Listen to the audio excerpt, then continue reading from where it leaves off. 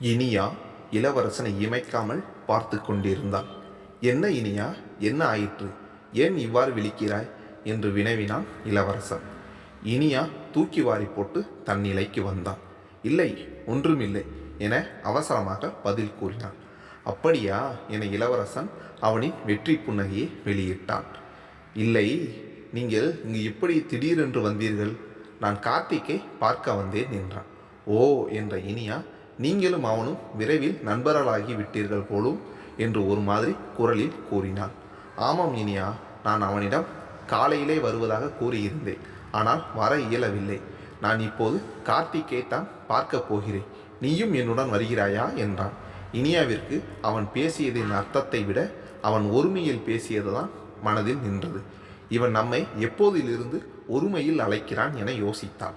அவன் தன்னை ஆரம்பத்திலிருந்தே அவ்வாறு தான் அழைக்கிறான் என்பது இனியாவிற்கு புரிந்தது. வருகிறேன் என கூறி இனியா அவனுடன் சென்றான். கார்த்திக்கின் அறையை அடைந்து இளவரசன் உள்ளே சென்றதும் கார்த்திக் அவனுக்கு உற்சாக வரவேற்பு அளித்தான். வாங்க அங்கிள், உங்களுக்காக தான் வெயிட் பண்ணுறேன். நீங்கள் வருவீங்களோ மாட்டீங்களோன்னு நினச்சேன். வந்ததுக்கு ரொம்ப தேங்க்ஸ் என்றான். அதன் பின் தான் அவன் இனியாவை கவனித்தான். பின்பு இனியாவிடம் திரும்பி, வாங்க அக்கா, நீங்களும் வந்திருக்கீங்களா என்றான். இனியா அவனை முறைத்துவிட்டு, ஓ, நான் உன் கண்ணுக்கு இவ்வளவு சீக்கிரம் தெரிஞ்சிட்டேனா என்றான். அதற்குள் இடையிட்ட இளவரசன், என்ன அங்கிளா என சோகராகத்தில் கூறினான். பின்பு, ஓகே, முறை சரியாக தான் வருகிறது என்பதை மட்டும் அடங்கிய குரலில் இனியாவிற்கு மட்டும் கேட்கும்படி கூறினான். இனியா திகைத்தான். கார்த்திக்கோ, ஏன் அங்கிள், உங்களை நான் அங்கிள் என்று கூப்பிடுவது உங்களுக்கு பிடிக்கவில்லையா என கேட்டு, வேண்டுமானால் நான் உங்களை அண்ணா என்று அழைக்கட்டுமா என கேட்டு முடிப்பதற்குள் இளவரசன் வேண்டாம் என கிட்டத்தட்ட அலறினான். இல்லை, வேண்டாம், நான் சும்மா தான் சொன்னேன். நமக்குள் வயது வித்தியாசம் அதிகம். அதனால் நீ என்னை அங்கிள் என்று கூப்பிடுவதுதான் சரியாக இருக்கும். ஆனால் நீ என்னை பெரியப்பா சித்தப்பா என்ற முறையில் அங்கிள் என்று அழைக்கவில்லையே என கேட்டான். இல்லை அங்கிள், நான் உங்களை என் மாமாவாக நினைத்து தான் அங்கிள் என்று கூப்பிடுகிறேன். எங்கள் அப்பா அம்மா காதல் திருமணம் செய்தவர்கள். அதனால் அம்மாவின் சொந்தக்காரர்கள் யாரும் எங்களுடன் பேச மாட்டார்கள். அம்மா ஃபோட்டோவில் மாமாவை காண்பித்தார்கள். எனக்கு உங்களை பார்த்தா என் மாமா ஞாபகம்தான் வர்றாரு. அதுதான் உங்களை அப்படி அழைக்கிறேன் என்றான். ஓகே, அப்படியானால் நீ என்னை மாமா என்று தமிழிலேயே அழைக்கலாம். எனக்கும் அதுதான் இஷ்டம். நிஜமாவாக அங்கிள்? அப்படி உங்களை கூப்பிட்டா எனக்கு ரொம்ப சந்தோஷமாக இருக்கும் என்றான். அப்போ ஏன் திரும்ப திரும்ப என்ன அங்கிள் என்று அழைக்கிறாய்? ஓகே மாமா, இப்போ ஓகேவா? இப்போ ஓகே. இவர்கள் இருவருக்கும் அங்கு இனியா இருப்பதே மறந்து விட்டது போலும். இனியாவிற்கு மிகவும் திகைப்பு. ஒரே நாளில் ஒருவனால் ஒருவரை இவ்வளவு மயக்க முடியுமா என்று. கார்த்திக்கின் அறைக்கு இனியா எப்போது வந்தாலும் இனியாவை தவிர அவன் யாரிடமும் பேச மாட்டான். இப்போது என்னவென்றால் இனியாவை அவன் கவனிப்பதாகவே இல்லை. அதிலும் இனியா அவனிடம் கோபமாக பேசிக்கொண்டிருந்த போதிலும் அதை மறந்து அவன் இன்னொருவரிடம் பேசிக்கொண்டிருக்கிறான்.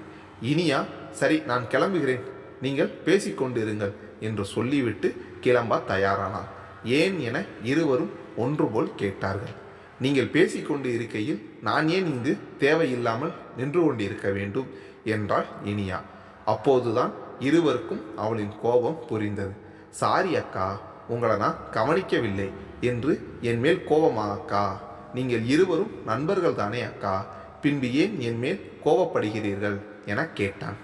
இனியாவிற்கு இப்போது என்ன சொல்வதென்றே தெரியவில்லை.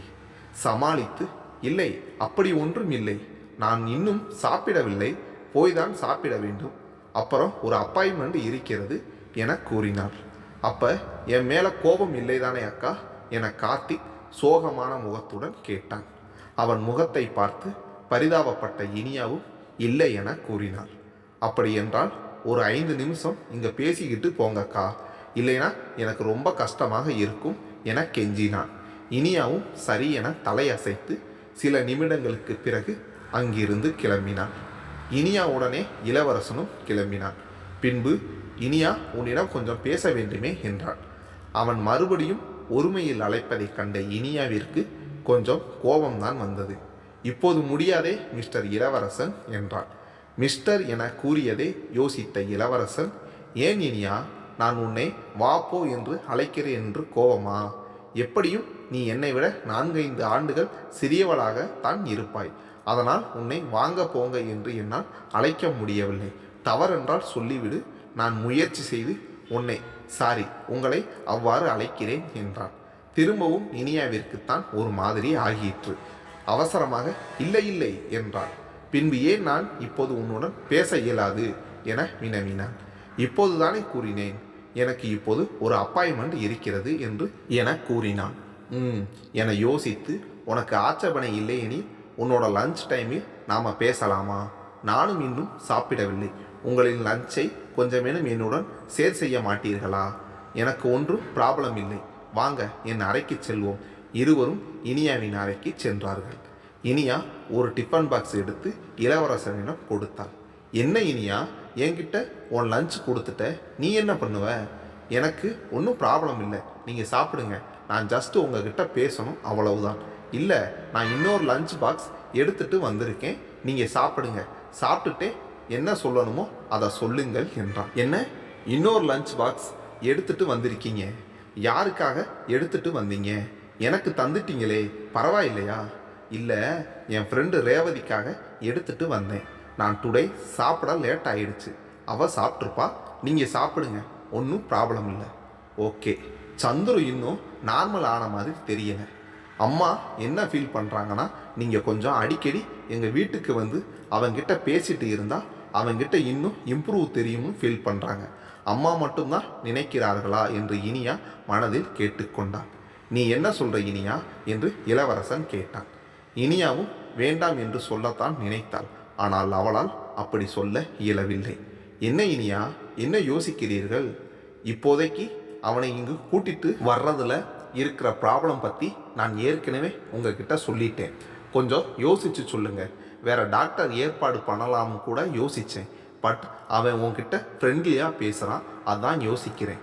இல்லை பரவாயில்ல, நான் வர்றேன், பட் வீட்டில் கேட்டுட்டு சொல்கிறேன். பொதுவாக சின்ன பசங்க வீட்டுக்கு தான் போய் கவுன்சிலிங் தருவேன், அதனால் வீட்டில் கேட்டு சொல்கிறேன் என்றான். ஓகே இனியா, ரொம்ப தேங்க்ஸ். இதில் தேங்க்ஸ் சொல்கிறதுக்கு எல்லாம் ஒன்றும் இல்லை. இது உங்களுக்கு ஒரு பெரிய விஷயமா தெரியாது. அது எவ்வளோ பெரிய விஷயம்னு எங்களுக்கு தான் தெரியும். சரி, அதை பற்றி விடுங்க. சாப்பாடு எப்படி இருக்கு? ஓ, ரொம்ப சூப்பர். வெஜிடபிள் ஃப்ரைட் ரைஸ் எனக்கு ரொம்ப பிடிக்கும். இது ரொம்ப நல்லா இருக்குது. நீங்கள் தான் செஞ்சீங்களா? இதை சாப்பிடவே உங்கள் வீட்டுக்கு ஒரு முறை வரணும் என்று பேசிக்கொண்டே சென்றான். அதற்குள் அங்கு வந்த டாக்டர் ரவி அவளை பார்க்க பேஷண்ட் வந்திருப்பதாக கூறினான். பின்பு தான் இளவரசனை கவனித்த அவன், என்ன சார் இங்கு வந்திருக்கிறீர்கள்? போனில் பேசும்போது இங்கு வருவதை பற்றி ஒன்றும் கூறவில்லையே என்றான். ஓ, இங்கு வருவதற்காக தான் எனக்கு ஃபோன் செய்தீர்களா என கேட்டான். அதற்குள் இனியா இடையிட்டு என்ன என்று கேட்டாள். இளவரசன், உனக்கு நேரமாகிறது என்றாய் அல்லவா இனியா, வாருங்கள் ரவி, நாம் வெளியில் சென்று பேசுவோம் என அவனை அழைத்து கொண்டு வெளியேறினான். இனியா அவள் தந்தையுடன் வீட்டிற்குள் சென்ற உடனே அவள் தாய் இருவருக்கும் காஃபி எடுத்து கொண்டு வந்தாள். அம்மா, இது உனக்கே நியாயமாக இருக்குதா? என்றைக்காவது எனக்கு இப்படி காஃபி நான் வரும்போதே கொடுத்திருப்பாயா என்று சண்டைக்கு வந்தாள். ஏண்டி, நீ அடங்கவே மாட்டியா? இப்போ எதுக்கு என்ன வம்புக்கு இழுக்கிற? நான் உனக்கு காஃபி இப்படி கொடுத்ததே இல்லையா? நான் ஏமா உன்னை வம்பு இழுக்க போகிறேன்? நானாக வந்து காஃபின்னு கத்துற வரைக்கும் நீ எனக்கு காஃபியை கண்ணில் காமிச்சிருப்பியா? நீ என்கிட்ட அடிதாண்டி வாங்க போகிற. உன் விளையாட்டுக்கு நான் வரல, போடி என்று சொல்லிவிட்டு உள்ளே போய்விட்டார். பார்த்தீங்களாப்பா, நான் பேசிக்கிட்டே இருக்கேன், அம்மா போய்கிட்டே இருக்காங்க என்று தந்தையிடம் குற்றப்பத்திரிக்கை வாசித்தார் இனியா. இல்லைம்மா, மாப்பிள்ளையோட அத்தை பொண்ணு ஸ்வேதா வந்திருக்கு, அதனால் ஏதாச்சும் டிஃபன் செய்யலாம்னு போயிருப்பா. சரிப்பா, ஸ்வேதா எங்க? நான் போய் பார்க்குறேன். மாடியில் மாப்பிள்ளை கூட தான் பேசிக்கிட்டு இருக்கு, நீ போய் பாரு. இல்லைப்பா, அவங்க பேசிட்டு வரட்டும், நான் அப்புறம் பேசிக்கிறேன். அதுக்குள்ளே உங்ககிட்ட பேசணும், அதை பேசிடுறேன். என்னம்மா சொல்லணும் சொல்லு. அக்கா எங்கப்பா? அவளுக்கு தான் ஸ்வேதாவை ஏனோ பிடிக்கிறதில்ல, அதான் அவள் பக்கத்து வீட்டிற்கு போயிட்டா, வந்துடுவா. நீ ஏதோ சொல்லணும்னு சொன்னியே, அதை சொல்லுமா என்றான். இனியா அவள் அன்னையையும் அழைத்து வந்து இருவரிடமும் சந்துருவை பற்றி எல்லாம் கூறி இளவரசன் அவன் வீட்டிற்கு அழைத்ததையும் பற்றி கூறினான். இப்போ என்ன செய்யலாம்னு சொல்லுங்கம்மா. நீ அங்கே போகிறது முக்கியம்னு உனக்கு தோணுச்சுன்னா நீ போயிட்டு வாமா. இதில் எங்களை கேட்கறதுக்கு என்ன இருக்குது? ஏற்கனவே நீ சில பேர் வீட்டிற்கு போய் கவுன்சிலிங் கொடுக்கறது தானே. இது உன்னோட தொழில் சம்பந்தப்பட்ட விஷயம், அதனால் இதில் நீ தான் முடிவு பண்ணணும் என்றார் அவள் தந்தை. இவர்கள் இதை பற்றி பேசிக்கொண்டு இருக்கும்போதே ஏதோ சத்தம் கேட்டு எல்லோரும் திரும்பி பார்த்தார்கள். அங்கே மாடியின் அருகே இருந்த ஃப்ளவர் வாஸ் கீழே விழுந்து இருந்தது. அதன் அருகில் ஸ்வேதா நின்று கொண்டிருந்தாள்.